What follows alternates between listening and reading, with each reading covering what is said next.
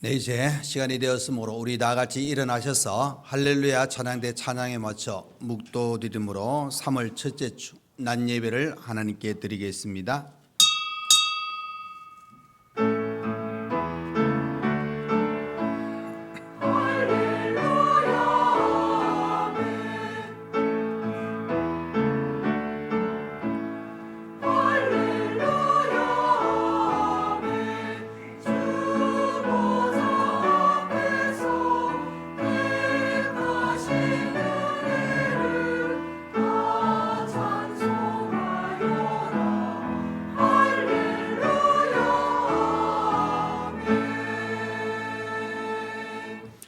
새 노래로 여호와께 노래하라. 온 땅이여 여호와께 노래할지어다. 여호와께 노래하며 그의 이름을 송축하며 그의 구원을 날마다 전파할지어다. 아름답고 거룩한 것으로 여호와께 예배할지어다. 아멘. 사랑의 우리 하나님 아버지, 참 감사합니다. 한 주간 또 매일 매 순간마다 우리와 함께 하시고 오늘 복된 거룩한 주일을 허락하셔서 하나님께 예배드릴 수 있는 은혜의 시간 주심을 감사합니다. 이 시간 온 마음을 다하여 하나님께 예배로 영광 돌려드립니다. 하나님 받으시고 또 한량없는 은혜와 하나님의 사랑으로 이 시간 저희들에게 놀랍게 역사하여 주옵소서. 모든 순서 하나님이 함께 하시고 성령이 주관하여 주옵소서. 예수님의 이름으로 기도하옵나이다. 아멘. 네, 이 시간 김삼용 장로님 나오셔서 기도해 주시겠습니다.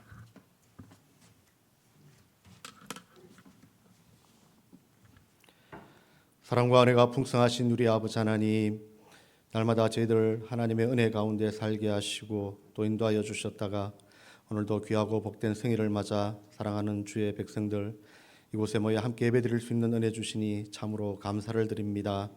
이 시간 우리가 전심으로 예배드릴 때에 하나님이 기뻐 받으시며 홀로 영광 받아 주시옵소서. 지난 한 주간도 하나님의 은혜와 사랑으로 살아왔습니다. 그럼에도 불구하고 연약한 저희들은 세상 것들을 쫓아 하나님의 말씀대로 살지 못하고 죄 가운데 머물 때가 더 많았음을 주님 이 시간 고백합니다. 우리의 허물을 용서하여 주시옵시고 우리가 날마다 하나님의 말씀에 붙들려 살아갈 수 있는 은혜를 허락하여 주시옵소서. 오늘도 말씀 가지고 단위에 서신 담임 목사님을 기억하여 주시고 날마다 영육간의 강건함을 다하여 주시며 주의 말씀으로 성도들을 양육할 때에 그 말씀으로 인하여 우리 온 성도들이 함께 은혜 받고 늘 주의 말씀 안에 붙들린 삶을 살아갈 수 있도록 함께하여 주시옵소서. 하나님 아버지, 이 나라와 이 민족을 불쌍히 여기시고 긍휼히 여겨 주시옵소서. 그 어느 때보다 힘들고 어려운 시기를 지나가고 있습니다. 그러나 나라가 힘들고 어려울 때마다 믿음의 선진들의 기도가 있었던 것처럼 오늘날 우리가 하나님 이 나라와 이 민족을 위하여 더 많이 기도하기를 원합니다. 우리가 힘을 합쳐 기도할 때에 이 위기를 벗어나게 하시고 사회, 경제, 정치, 안보 모든 분야가 안정되게 하여 주시옵소서. 특별히 4월 달에 있을 총선 위에 하나님이 함께하여 주시옵시고 하나님께서 택하신 백성, 하나님께서 원하시는 일꾼들을 세워 주시옵소서. 하나님의 살아계심을 두려워할 줄 아는 많은 일꾼들이 세워지게 하여 주시옵소서. 하나님 아버지, 우리 교회를 하나님의 은혜 가운데 세워주시고 지난 세월 부흥하고 성장할 수 있도록 인도하여 주심을 감사드립니다. 우리 교회가 하나님 앞에 더욱더 귀하고 복된 일들을 이루어가는 아름다운 교회가 되기를 원합니다. 주의 선에 속한 우리 온 성도들이 함께 연합하여 선한 일들을 이루어가며 복음 전하는 일에 더욱더 열심을 내게 하시고 또 선교하는 일에 더욱더 앞장서게 하여 주시옵소서. 하나님 아버지, 이 재단에 세워주신 모든 일꾼들 믿음의 분량대로 직분을 주셨사오니 기쁨으로 잘 감당케 하시고 맡겨진 사명을 잘 감당하여 하나님 앞에 착하고 충성된 종이라 일컬음을 받는 귀한 은혜를 허락하여 주시옵소서. 각 기관들마다 하나님께서 함께하여 주시고 더욱 부흥하게 하시며 많은 일꾼들을 붙여 주시옵소서. 또 우리 교회에 속한 모든 자녀들에게 하나님이 함께하여 주셔서 어릴 적부터 하나님의 말씀 안에서 잘 양육받고 자라서 장차 이 나라와 하나님 나라에 귀하게 쓰임받는 많은 일꾼들이 세워지게 하여 주시옵소서. 우리 성도들 가운데 육신의 연약함들을 가지고 기도하는 성도들이 있습니까? 하나님 살펴주시옵시고 능력의 손으로 만져주시옵소서. 기도로 회복하게 하여 주시옵시고 이 시간들을 통하여 더욱더 믿음이 강건해지며 하나님 앞에 더욱더 다가갈 수 있는 귀한 시간들 되게 하여 주시옵소서. 먼 훗날 이 시간들이 더욱더 신앙의 간증거리가 될 수 있는 은혜를 허락하여 주시옵소서. 아버지 하나님, 오늘도 복음 들고 산을 넘는 수많은 선교사님들을 기억하여 주시옵시고 어느 곳에 가든지 하나님께서 눈동자같이 지켜주시옵시며 가는 곳마다 복음의 씨앗이 뿌려질 때에 100배, 60배의 결실을 맺을 수 있도록 하나님께서 인도하여 주시옵소서. 물질적으로나 경제적으로 어려움 당하지 아니하도록 하나님께서 채워주시옵시고 많은 믿음의 동력자들을 붙여주시옵소서. 오늘도 학업으로 직장으로 군문으로 흩어져 있는 우리 청년들을 하나님께서 함께하여 주시옵시고 어느 곳에 있든지 하나님께서 함께하여 주시기를 원하고 기도하옵나이다.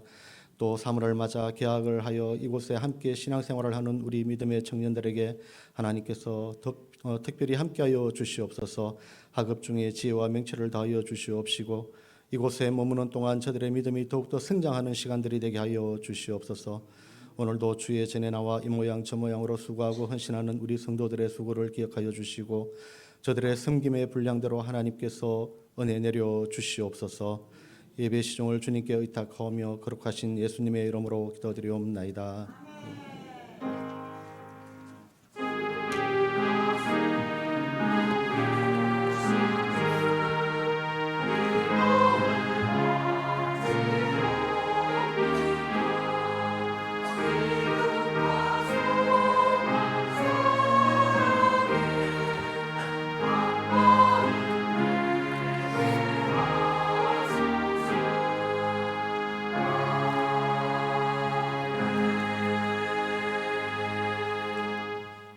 네, 이 시간 우리 하나님 말씀을 보시겠습니다. 하나님의 말씀은 신약성경 마태복음 9장 9절에서 13절 말씀입니다. 신약성경 13페이지가 되겠습니다. 마태복음 9장 9절에서 13절 말씀입니다.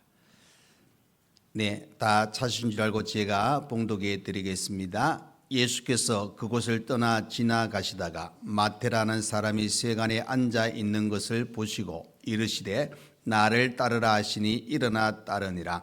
예수께서 마태의 집에서 앉아 음식을 잡수실 때에 많은 세리와 죄인들이 와서 예수와 그의 제자들과 함께 앉았더니 바리새인들이 보고 그의 제자들에게 이르되 어찌하여 너희 선생은 세리와 죄인들과 함께 잡수시느냐. 예수께서 들으시고 이르시되 건강한 자에게는 의사가 쓸데없고 병든 자에게라야 쓸데 있느니라. 너희는 가서 내가 긍휼을 원하고 제사를 원하지 아니하노라 하신 뜻이 무엇인지 배우라. 나는 의인을 부르러 온 것이 아니요 죄인을 부르러 왔노라 하시니라. 아멘. 네, 이 시간 할렐루야 찬양대 하나님께 찬양으로 영광 돌려드리겠습니다.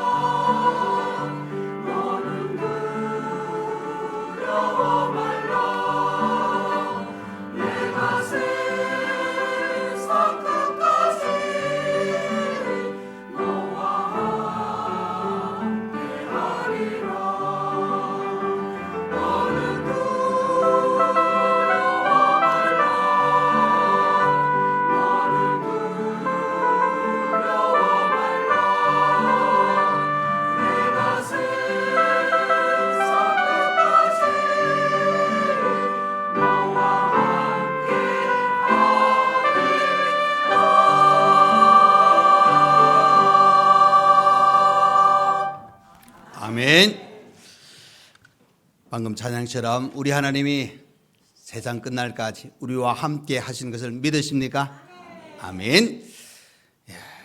참 세월은 잘 흘러가지만은 또 한편에 보시면 변함없는 것 중에 하나가 한 이틀 오늘까지 좀 날씨가 쌀쌀했죠. 예. 무슨 추위요? 예. 꽃이라는 단어는 참 좋은데 왜 꽃샘 추위라 그럴까? 그렇게 생각해 보니까 봄이 다가오는 것을 이렇게 알리는 그런 추위다. 그럼 좋은 의미로 받아들이시면 됩니다. 건강 조심하시고. 여러분 오늘도 하나님께서 오늘 복된 날, 귀한 날 하나님께서 주신 은혜로 또 충만하시기를 간절히 축원드립니다. 자, 여러분 오늘 본문의 말씀은 예수님께서 마태를 부르는 장면입니다. 그런데 이 마태를 부르는 장면 속에서 강조되어진 것이 뭐냐? 긍휼이라는 단어가 강조되어지는 겁니다. 그래서 13절에 보면 예수님께서 마태와 함께 식사하시고 뭐 이야기 나누는 것을 싫어하고 미워하는 또 안 좋게 생각하는 바리새인들에게 뭐라고 이야기하시느냐? 내가 긍휼을 원하고 제사를 원하지 아니하노라 하시는 그 뜻이 무엇인지 배우라. 다시 말해서 긍휼을 원하시는 뜻이 무엇인지 배우라 하고 바리새인들에게 이야기합니다. 근데 실제로 여러분 마땅히 알아야 되는데 잘 모르고 있는 것에 대해서 가서 배우라 하고 이야기를 할 때 당연히 어떻게 보면 그런 이야기 할 수 있겠죠. 그런데 오늘 예수님께서 바리새인들에게 너희는 배우라고 이야기하는 것은 그만큼 바리새인들에게는 상처입니다. 자존심 상하는 일입니다. 왜 그러냐?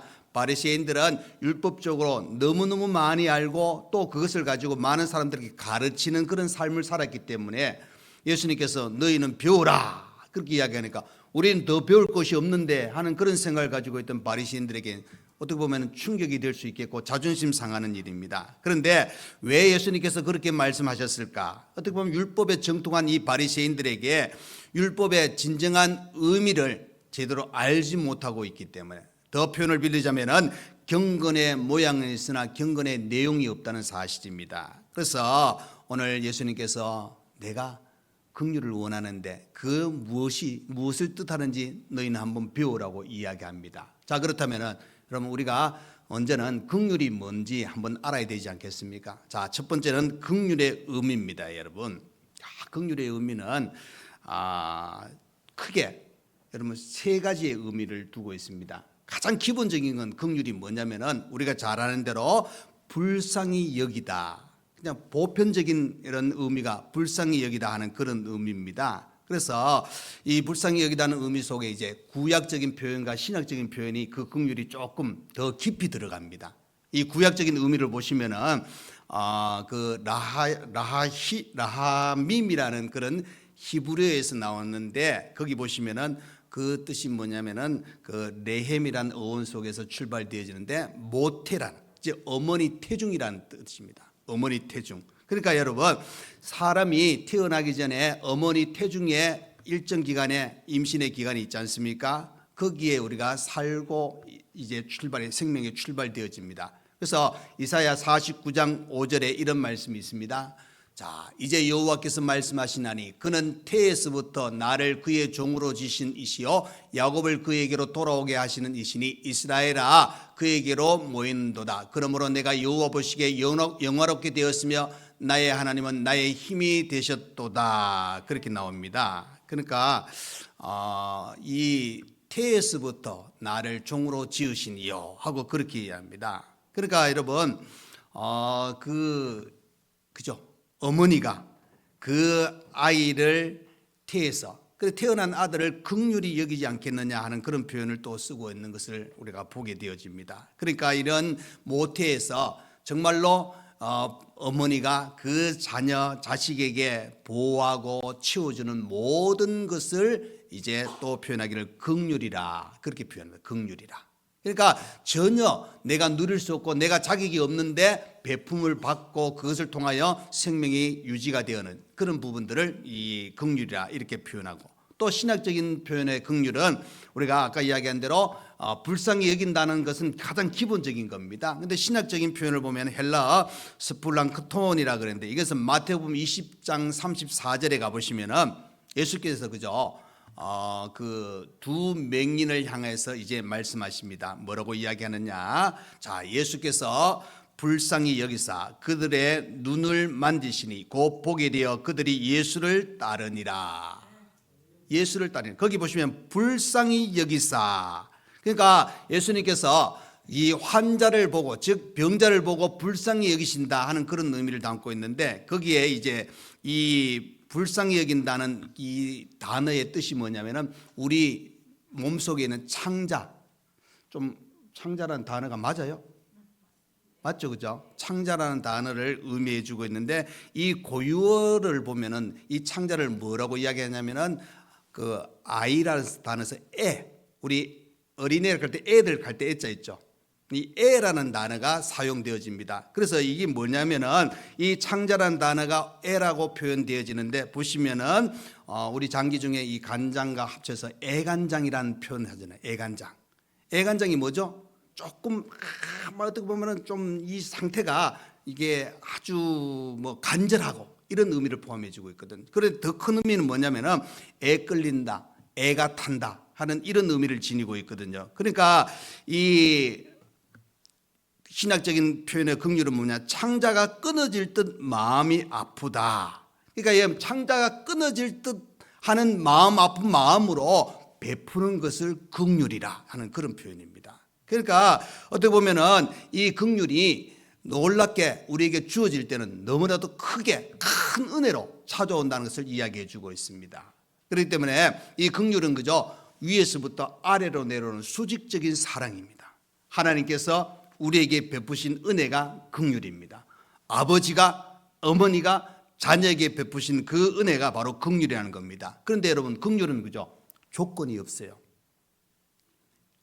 무엇인가 너 해야 되기 때문에 내가 긍휼 베풀어 줄게 그 이야기가 아닙니다. 여러분 오늘 죄인 취급받던 세리 마태를 예수님이 찾아오셔서 그를 부르셨습니다. 제자 삼아 주셨습니다. 그 말은 여러분 그때 당시에 당연히 지금 마태는 세간에서 일하고 있습니다. 그 자리에서 벗어난 게 아닙니다. 그래서 죄인이라고 손가락질 당하고 사람들이 사람 취급하지 않던 그런 상태에 있던 마태였는데 예수님이 그를 부르셨다. 그러니까 아무 조건 없이 부르신 것을 긍휼이라.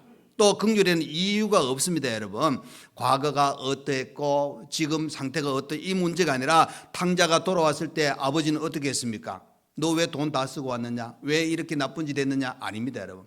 그냥 기다리다가 안아주고 품어주고 잔치를 벌이는 것이 바로 그것이 긍휼입니다. 그러니까 여러분 예수님께서 환자나 가난한 사람 또 죄인이나 세례 마태만 불쌍히 여긴 것이 아니라 여러분 심지어 예수님이 십자가에 못 박혀 죽으실 때에 그때 어떻게 했습니까? 예수님을 매달아 자신을 죽이는 자들 또 예수님을 향하여 조롱하고 저주하는 사람들이 많았습니다. 그때 예수님께서 어떤 기도를 하셨습니까? 아버지 저들을 사하여 주옵소서 자기들이 하는 것을 알지 못함이니이다. 여러분 이것이 긍휼입니다. 자기가 없는 자에게 베푸는 것이 긍휼이라는 겁니다. 자 여러분 요한복음 21장에 가보시면 예수님 부활하셔가지고 누구를 찾아오느냐? 베드로를 찾아옵니다. 여러분 베드로는 어떤 사람입니까? 수제자였습니다. 심지어 내가 죽을지언정 예수님을 부인하지 않겠습니다 하고 고백했던 베드로인데 예수님이 이제 잡혀가셨을 때 멀찍이 따라가다가 몇 번 부인했다고요? 네, 3번 부인했습니다. 주님이 이제 찾아오셨습니다. 그러면서 내가 나를 사랑하느냐 하고 3번 물으십니다. 그럴 때 제 베드로가 뭐라고 이야기합니까? 주님, 내가 주님을 사랑하는 줄 주님께서 아시나이다 하고 이 대답을 들으시고 주님께서 하신 말씀이 뭐냐? 내 어린 양을 먹이라. 여러분 이게 긍휼입니다. 여러분 어떻게 보면 부인하고 도망갔잖아요. 자기가 없잖아요. 그런 이 베드로에게 베푼 하나님의 사랑, 주님의 사랑이 긍휼입니다.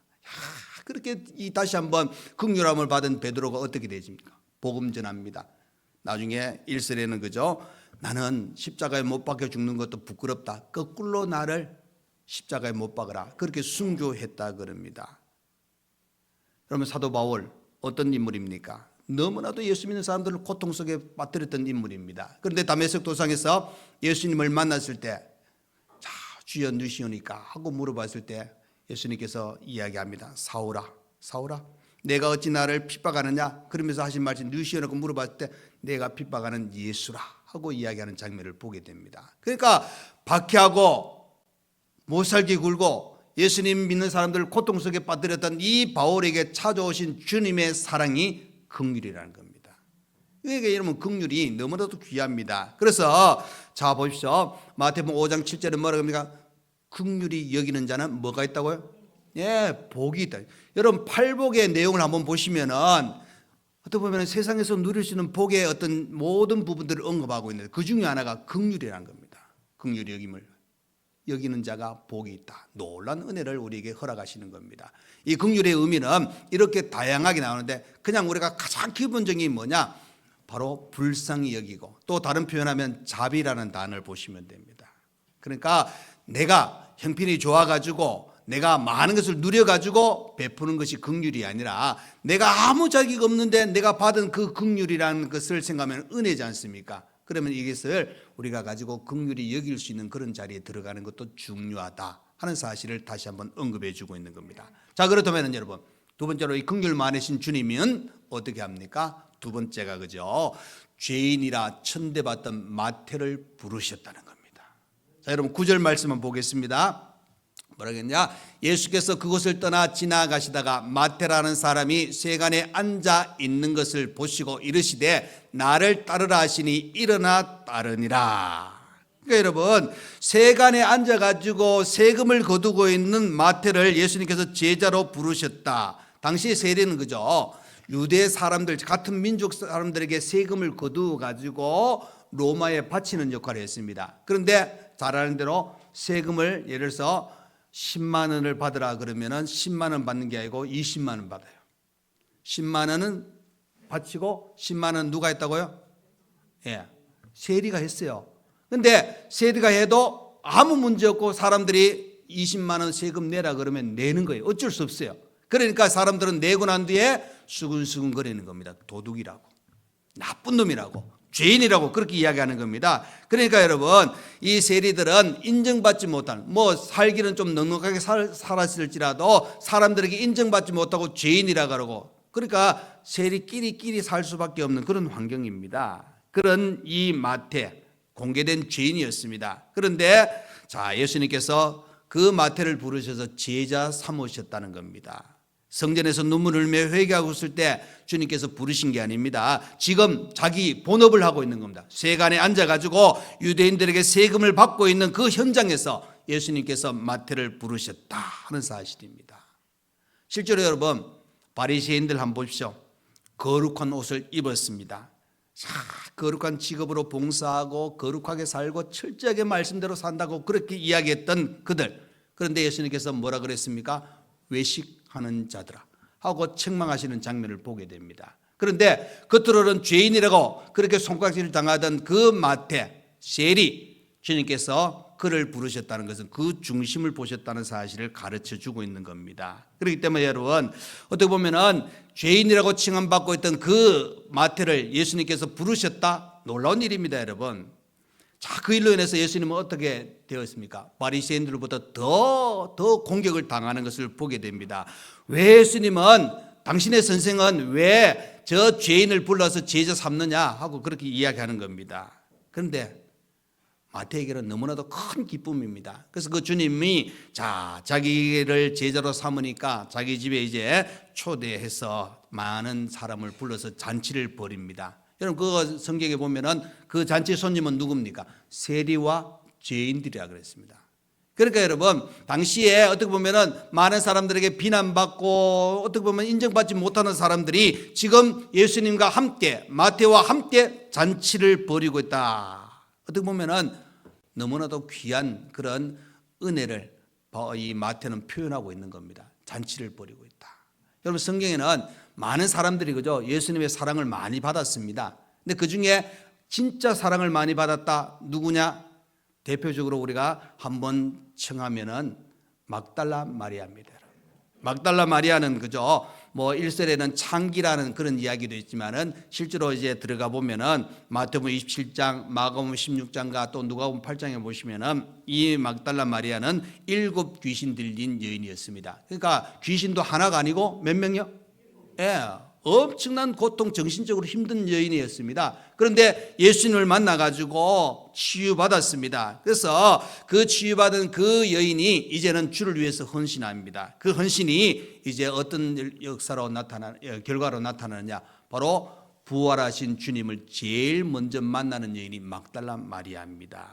제자 요한이나 베드로에게 보이신 것이 아니라 이 막달라 마리아에게 보이고 먼저 이 부활의 증인이 되게 하신 것을 보게 됩니다. 그러니까 여러분, 당시에 이 여인은 사람 취급도 못 받는 그런 시대였지 않습니까? 그런데 예수님은 이 여인을 귀하게 사용하셨다 하는 사실입니다. 그러니까 여러분 잘 보시면은 환경이라든지 뭐 신분이라든지 이런 문제를 따진 게 아닙니다, 여러분.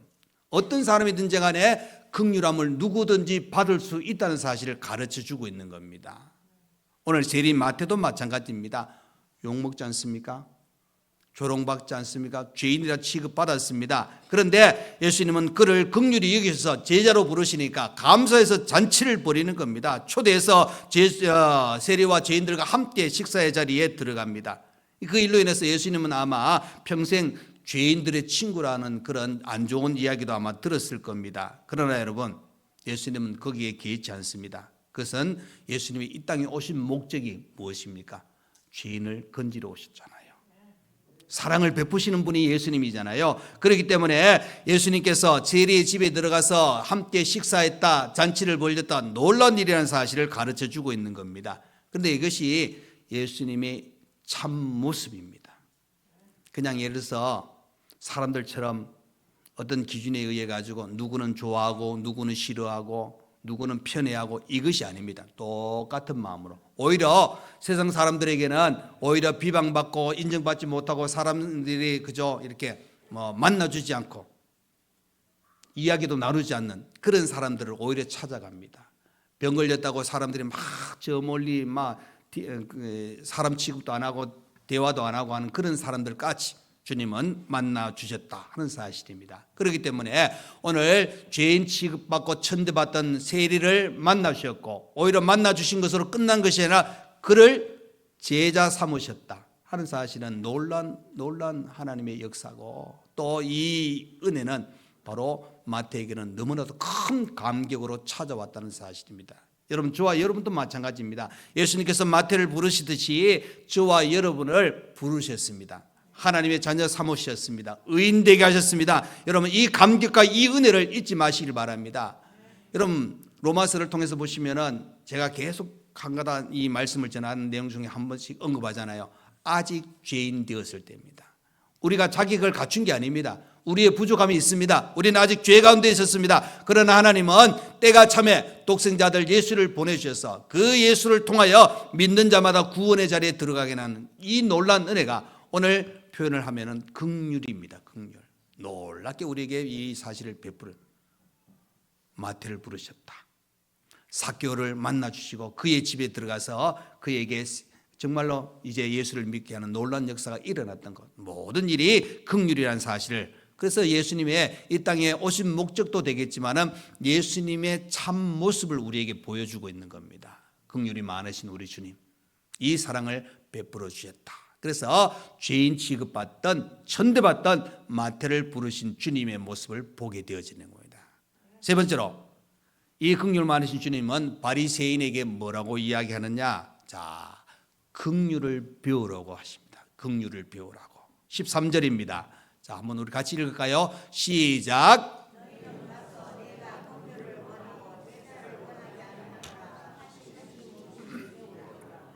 나는 의인을 부르러 온 것이 아니요 죄인을 부르러 왔노라 하시니라. 아멘.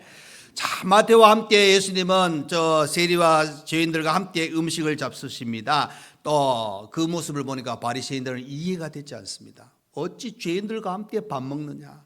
왜 저들과 함께 대화하고 함께 앉아 있느냐?